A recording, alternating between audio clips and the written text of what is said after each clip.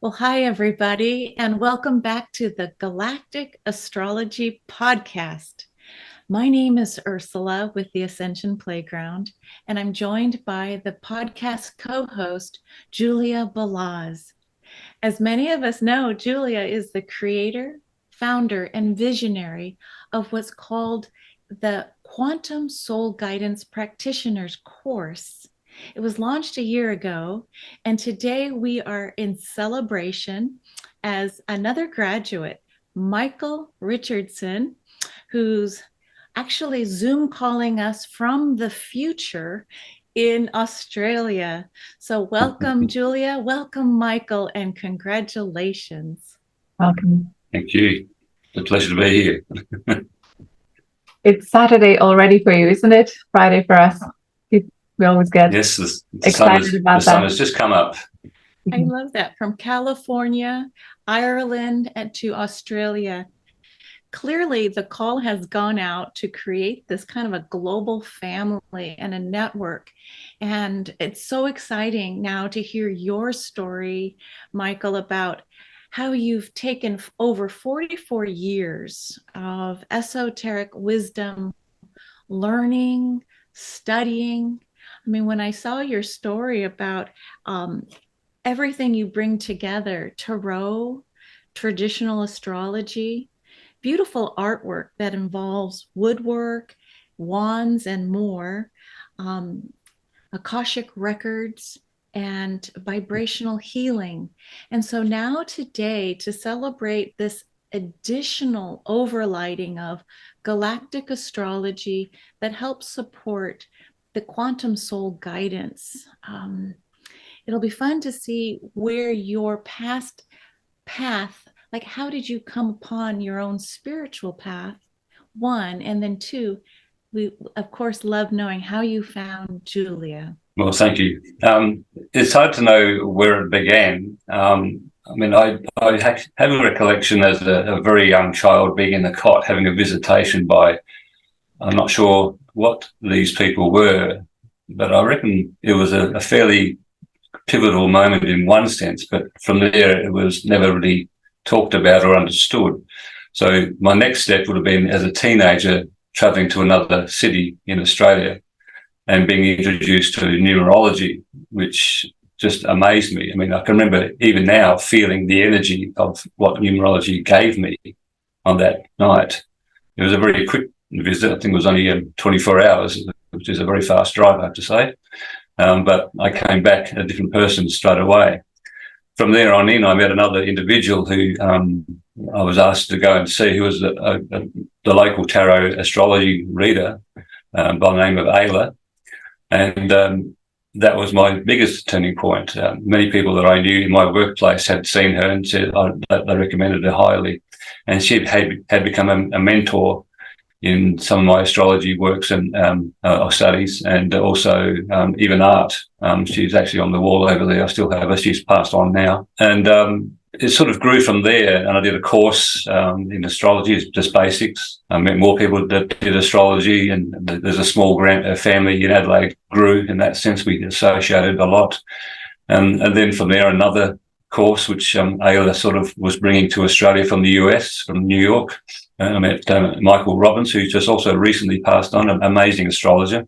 I did a course with him. That was where the Esoteric Astrology came in. And then I had a bit of time in Sydney and did some tarot and a bit of teaching in astrology and tarot and higher self learning in a place called The Talking Place, which I've now taken their name because they closed their doors for the location where I actually do readings at home. I call that The Talking Place. In that way, it just grew just slowly. But then I had a time when I didn't do anything for a number of years, over 10 years, and just studied and worked on the woodwork a little bit, but didn't know where I was going to take it. And I pretty much remained in my service-orientated job and realised that the teaching that I'm doing in this job should be more. Only just recently I've decided to bring that back out into the world. There is Julia just waiting for me almost, saying, well, here's the next step for you.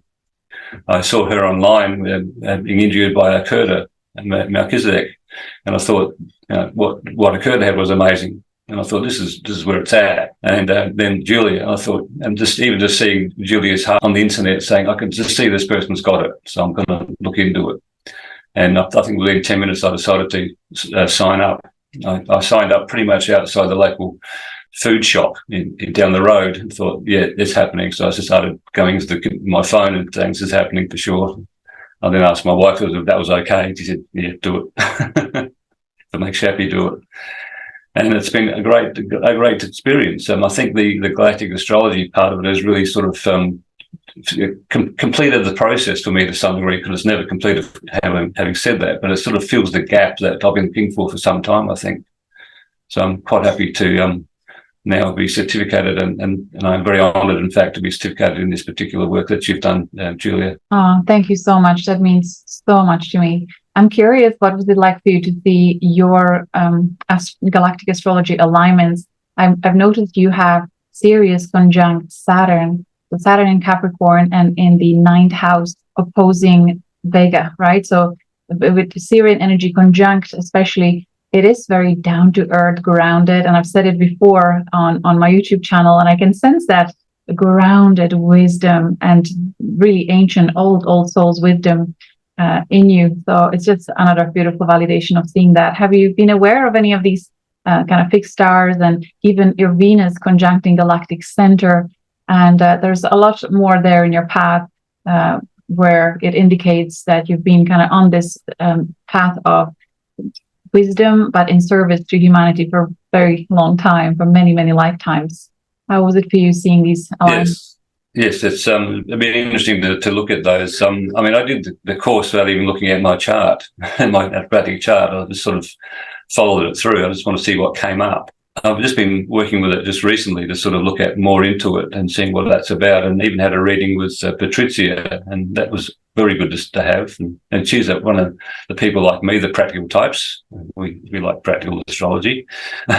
And as you said, grounding, it's very much the way it should be, I think. It's about living here with that energy rather than trying to be somewhere else with it, I believe, or be outside of the experience of self, and trying to live it is the game, I think. And as we plug into the Aquarian age, the age of the group, as I refer to it, and as Esoteric Astrology refers to that too, and the age of esoteric science, it's really the science of bringing groups together. And so when I see this galactic astrology as being the next understanding, I'm going to say next step, it's next understanding for me, and I can see the galactic center there. It is really, really bringing that energy into everyday living, allowing that to lift us into a new level of practicality, a new groundedness.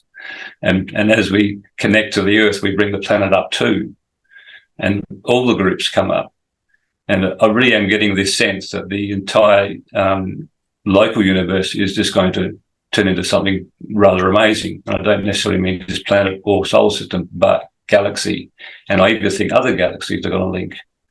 And I really do feel that this creation that we are creating on this planet, because it is our own creation, because as we think it, we make it happen, is going to reach far and wide, time and place. That is so beautiful that you bring all this through, and in particular with your South Node, where your soul is coming from, being in Pisces and in the 11th house, which is just so natural for you to tap into collective consciousness. And there's just no limits to how far the consciousness can go and reach, and you're naturally tapping into that. However, the North Node is heading with you more towards playfulness, right? And being in the present moment and kind of rejoicing in the possibilities of what we can do together. How are you doing with the joy and fun and playfulness element in your life with that kind of North Node? How is that going? Because, you know, Sirius being very grounded and serious. How are you doing there with the 5th house? How do you translate that into your life? I mean, my other teacher, Michael, said I had a very quick mind. It's like I'm shooting from the hip all the time. So I'm a bit of a joker, actually. Good. Sometimes good. I'm glad to hear that. Sometimes the Pluto conjunct No comes out and sort of people sort of go, "What was that?" And it actually transforms them right in front of my eyes. So I've got to be careful sometimes. I am a Scorpio. And so it can be a very powerful playfulness in a way. You could say a powerful playfulness. So I've got to be very careful with it. I love that transformational humor in the moment channeled, you know? Magical. Thank you. Yeah, I tend to walk away quickly. Yeah. Anyway, that's one thing about it. But certainly I see it also in the creativity side of things, making playful things like this, for instance. It's not very playful, it's very powerful as well. The creativity that I've had, because I've got a BA in visual arts, but it was photography major with a bit of sculpture. Well, the sculpture has gone into devices like that. I call them devices, or things that have popped in through universal spaces and dropped into planet. And I sort of have to translate them into form. And also furniture and boxes as well, a bit of fun. So that's my creativity, where they actually can speak their own statements to people when they're not with me. So here, have one of these. It'll do things for you. That's what I like to do in terms of creativity as well. And to some degree, they have a bit of whimsicalness about them as well. I was going to have an exhibition of the boxes, for instance, and the ones and call it found objects from other places around the times, because they operate like found objects, because they also use found materials like recycled wood and sticks and things like that. And that helps ground, I think, that creativity that I have got and ground that spirituality that I have got too. And it helps me a lot, although I struggle sometimes to actually translate what it's trying to tell me when it's downloading, to say, well, I don't know how to do that yet. Can you just wait for me? My hands aren't ready. But I'm getting there in that sense too. And I just need more time, and I'll do so much more of it. Wow. Well, I'm going to step in and ask you, because we're still talking about your beautiful spiritual path and the playfulness. It's almost like you're like, for lack of a better word, like a Merlin or a grand wizard who is, I don't know, like you're almost hidden in a certain way. And now with the Galactic Astrology and your portal now called Dimensional Soul Astrology, it's like you're coming out and sharing this greater radiance. All of you, all of this amazing knowledge, Sirius with Saturn, it's this keen intelligence, yet by itself, you know, how does it activate? And so this idea of sharing now more of yourself, but I'm still fascinated with Australia and the sacred geography and the, you know, the sacred ancestors that are there. Had you been born in another country, it just maybe would have been a different Michael that I'm speaking to. But I think there's something linked with you and your location. Before we get on to the present moment, is there something more that you'd like to say about where you live? And you mentioned didgeridoo, and excuse me if I'm saying that incorrectly, but how the vibration of the indigenous people also kind of brings forward this healing capacity that you seem to carry so easily in your aura. It is a sacred object to the indigenous people, the didgeridoo. So it is not something I hold lightly. It is, and it's not something I say that I'm an expert in. I would certainly say I'm not a great player of it. I'm not brought up with it. You could say I'm learning to play it, and I'm honoured to do that. I did one time in a location on Sydney Harbour where I brought the didgeridoo down to a place where the Indigenous call in the whales. And after finishing playing on top of this cliff, I started to go back to my car, and strangely enough, two elders walked past. And I thought, am I allowed to do this here? So it is very much an honour to even have one and use it with care and caution. So for me, I'll probably be using it in healing works, but also just playing it in the local area. I've got enough property that I don't wake people up if I do. Not that I've done it yet, but I'm going to. You can guarantee that. because yes, I really am coming out, and I'm getting used to the fact that I need to be not so much seeing, but participating in the process in a way that feels right for me.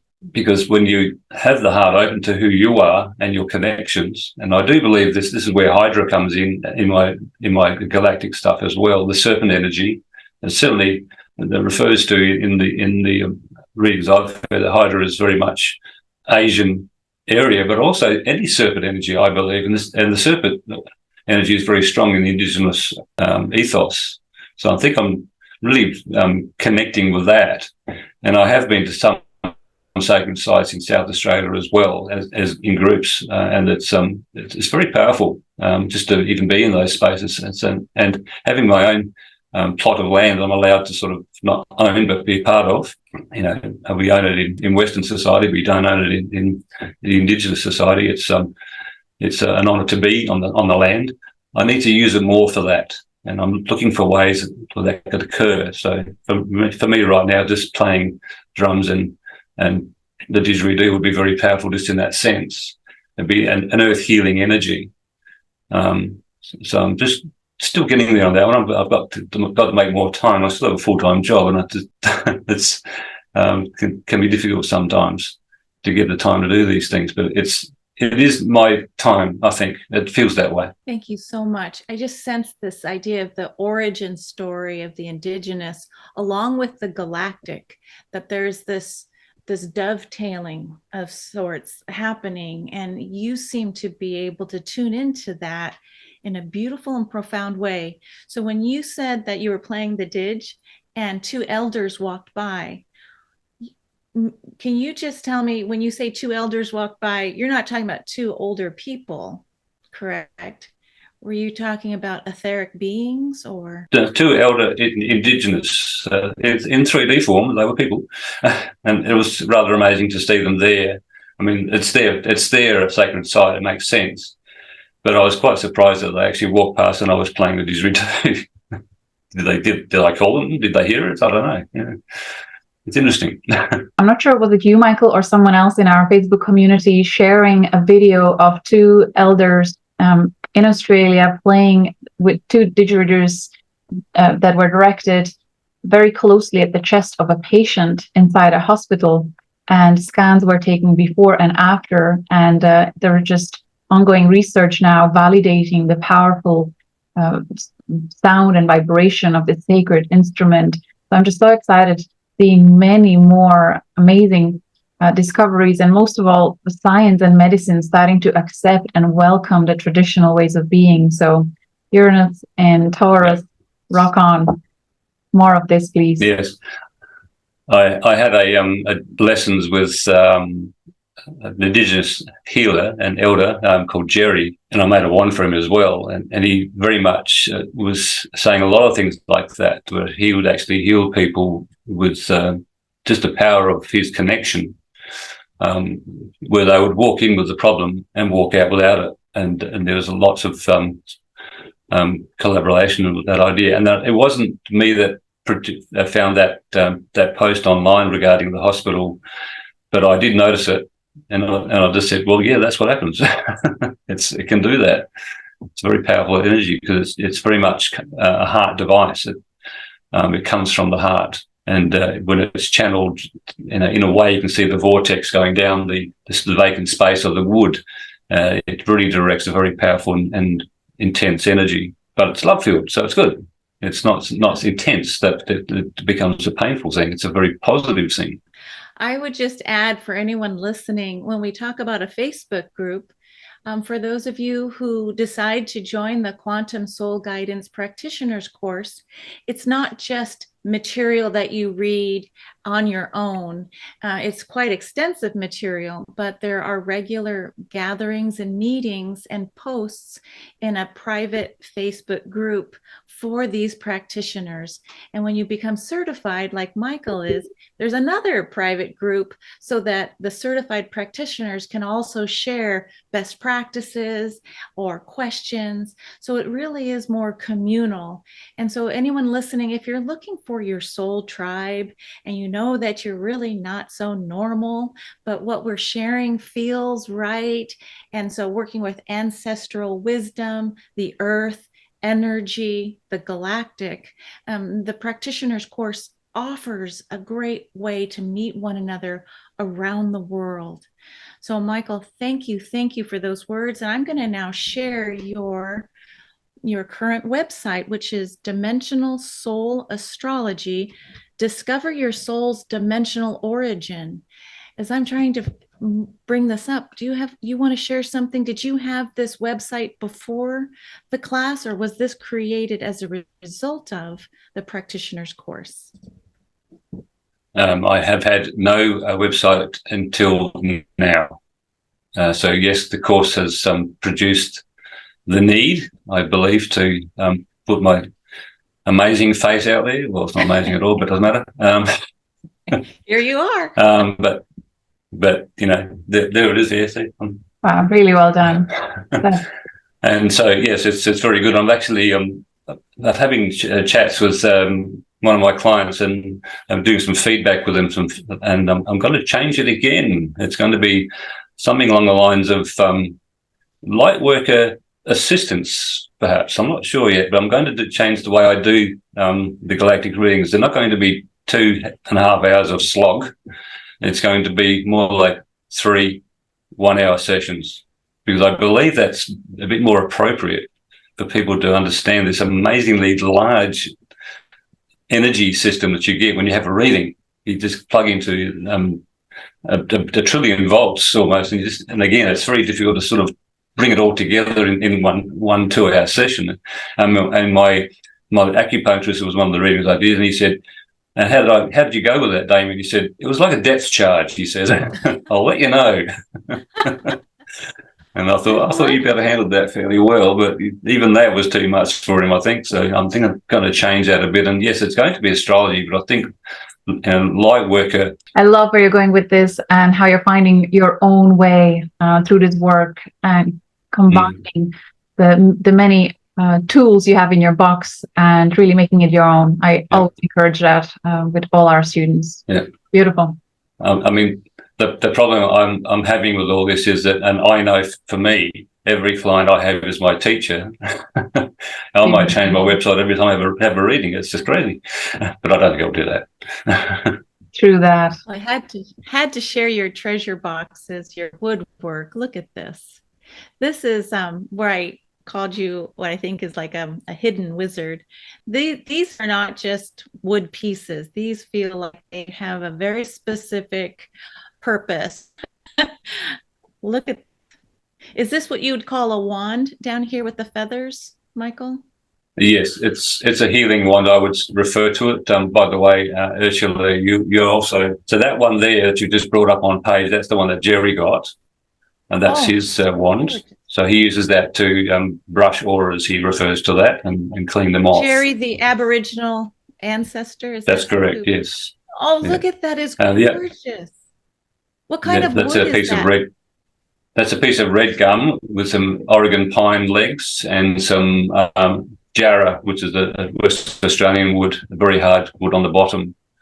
Some of these photographs aren't the best. I have to rephotograph some of these. The other one that you showed up the top, I've sold that to my Reiki master, and she uses that to do her goddess finalization of the session. So she brings the goddess out to close the session of Reiki. She loves it. It's about so long. It's quite large, but very light. Beautiful. Well, and you have a day job as well? I'm afraid so. Yes, I get very tired, but I do my best, and it's going to change. It's a building process at the moment for me. In due course, I'll have more days here in my counselling area than actually days in the the retail world that I am now. But I'm still a teacher up in the retail world. It's just a matter of what they want to hear. Sometimes I start talking about other things like astrology. You hear that? Well, I just had a chance to look at your Instagram, so you also have an Instagram account, and there was this freshly posted, really beautifully expressed testimonial from one of your clients. My heart was overflowing with gratitude and pride. Really beautifully shared experience. And what I loved, the lady was saying that you didn't only provided her with the information about the galactic astrology and explaining to her what everything meant, but you also provided her with additional tools to help her tune into her own guidance and to start understanding herself from within her own being. So that's the kind of service you get with Michael. Very empowering. Yeah, and that's where I'm going to expand upon that with the 3-session situation, which you have more of that takeaway material to work on, and I can check your homework and I'll mark it and see how you're going with it, and then we'll go to the next level and that sort of thing. And not actually at school master or anything, but it's a process. I think it's a nice process. Beautiful. May you be blessed with many wonderful experiences so that you can retire from your everyday job and enjoy more of your time on your beautiful property, playing with the creative inspirations that will continue to come through you in service to humanity. It's certainly been seen. It's on its way. And thank you for that. I'm honored. I mean, I'm already blessed. I'm already seeing clients. I've already got a Galactic Soul certification. I'm amazingly blessed. Everything that you've studied and learned for the past, especially 44 years, I'm tracking that number in numerology too, that this galactic program, this Quantum Soul Guidance program, seems to offer the architectural framework for you to be able to share all of your learnings that you want to then bring in service to others forward. And so what I loved hearing at the beginning was, it's time now for me to share and to give and to participate in this more of a global Aquarian networked system. And it's almost like when you allow yourself to come forward and put the little shingle out, here I am, even though it's evolving, which is great. It's like the universe and spirit hears you and reciprocates. And so sometimes you think, oh, I have a client session, but that client gives you so much more. Like the energetic charge, the vibrational healing happens when you said yes, and it's electrifying. So as you think about your future now, Michael, any message you want to share as far as to the class or to someone who might be interested in having a session with you? What can you say about that? It's a journey that we all take, and I can say that with my own journey, it's been rather fun and interesting and enlightening and all those fun words we like to say. But this is the time, I think, where we all need to sort of step up to ourselves, the real self, and remember that the world out there is just part of the process of who we are. What is more important to know, not more important, as important to know, is that in our heart is our real self, and it needs to be expressed, because as the Aquarian age has just begun and is beginning to evolve, it is what we can put out from our heart that creates the world that we want soon. When I mean soon, I mean it's now. It's actually now. So if we can continue to work on who we are and to realize that what we've been through, whether it's good or bad, is just part of who we are, and it's not all of who we are, then we will learn more of who we are very quickly. And in that energy, and I'm probably repeating myself, the world will change. And we will have the world that we really want. Let's not talk about it, let's just do it. I believe that wholeheartedly. I can feel it. I can smell it. It's really right around the corner. Yeah. Just these quantum leaps really bring it on, especially from March onwards, the energies are accelerating. And it's all about adapting and mastering, adapting to ever evolving society, world. And it's all about the everyday micro choices that we make, right? And taking personal responsibility and mastery and balancing everything at the same time. So beautifully said, Michael. Thank you. But let's not struggle with it. Let's just let it happen. But just be open to it. Because if you struggle towards it, you're just getting a bit stressed out. You just got to let the love flow, let it flow, and just go with the flow. Great point. From your experience with the Aboriginal culture, do they ever talk about any particular star systems when they refer to the sky and in their mythology, or is it more about the earth, the inner earth? They just refer to the star people. Okay. I think it's fair to say that if they were to talk about it more, for those who would be allowed to release the information, it's still they're very cautious about it because they are still a displaced people. And there's a lot of fighting for their voice at the moment. You may see that in the news. I'm not sure over there, but they're asking for people are asking for the voice in Parliament now, the Aboriginal voice in Parliament. They want to have their voice. But there's the other side of that coin that says it's just a voice. It's just a standing in Parliament, and that's all. But they want more than that. They want their rights, a bit like American Indians or something, their rights to be recognised, so they can be not just looking for handouts all the time, because they're just they've lost their soul to some degree because of the fact that they're pushed aside, but they're losing some of their wisdom. I think it's on outside. I'm not part of it, so I don't really see that. But what we're gathering is that they're losing their soul, and their elders are dying off, and they're losing their culture, but they're fighting back to keep it. And in that sense, they're more out there. And I think the voice in Parliament will be useful, but it needs to be more than that. Otherwise, it's tokenism. So in that sense, they don't mention what star system they have connected to, but I think it's fair to say that most people believe it is the Pleiadian connection. For me, if I see the origin stories, would have to be Hydra for the serpent energy, but it's also very Lemurian as well, because they live off the land. And they're in harmony with the land. The land is the most important thing, and that's why the land rights was brought forward as well. That to say that those who have come into this land and taken the land from them and saying it's now ours, they're reminding us it's not yours. We are allowing you to live on it. So please honour the land. Don't destroy it. And they really just want the land to survive. And that's where their spirituality lies. So it's hard to say at this moment in time what is the most important star system on that connection. I'm not sure. Mm-hmm.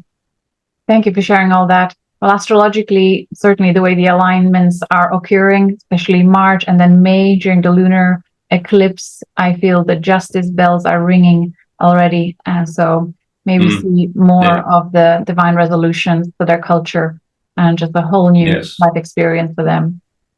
Thank you, Michael. So even sort of talking about it in the podcast, there's going to be people say, hang on a second, do you know the whole story? And I say, well, I don't know the whole story because I'm not in their culture. So it's really me bringing forward what I feel is right in here. And it's always a bit of a challenge, I think, to sort of be an outsider to their culture and to talk about their culture, because we don't know what their culture is. You know what I mean? Yeah, so, great point. And I would it's always done cautiously. Yeah, thank you. That's a nice and humble way to point that out. And I would like to invite any viewers who might know the answer to what we asked to feel free to comment below the video. Absolutely. Yes. We can all be educated, that's for sure. Yeah, if I could just add to that, what came up through the channel Kryon, Kryon, which is Arcturian energy, it was this connection of the star mothers from the Pleiades. But there's this big thing around Uluru, as a time capsule was left behind, and some of the star mothers left and stayed behind to seed humanity. So it's a very ancient galactic point on the globe. Here in the United States, we have the Native American Indian, but so it's interesting, right? Like, and why the timing of it with the ley lines. So I don't know, but to this idea that some volunteered to stay behind and support humans and may still be here is very close to what's happening with Mount Shasta and Telos and the Lemurian connection. So it's fascinating, right? So I'm glad you asked that, Julia, and maybe some of this will make it into the video as a call for tell us more what you've heard. There's a lot to learn in that situation of the ancient connection, and what don't we know about that? What do we need to know about that? How can we participate in that? Because to some degree we're led by our heart, but if we know more, if the cultures can sort of let us in to some degree, that'd be great. But it's all about permissions. It's about, they have to know that they feel like it's the right thing to do, because they haven't been looked after very well by others.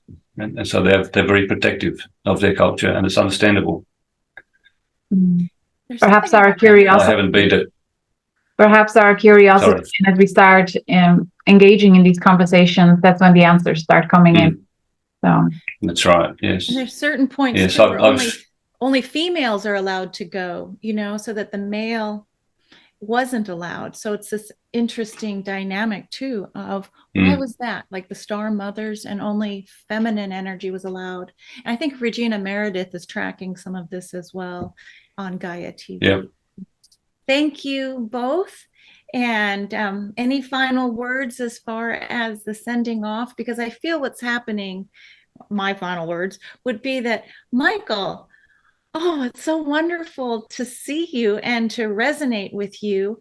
And it feels like you've made a huge pivot from learning, absorbing, delighting, to now sharing and participating. And it is a big pivot because, the constant seeking that I've been on as well and discovering, you're right, it's time now to kind of own it and to be it, and sharing the joy and the beauty of us creating our own beautiful worlds.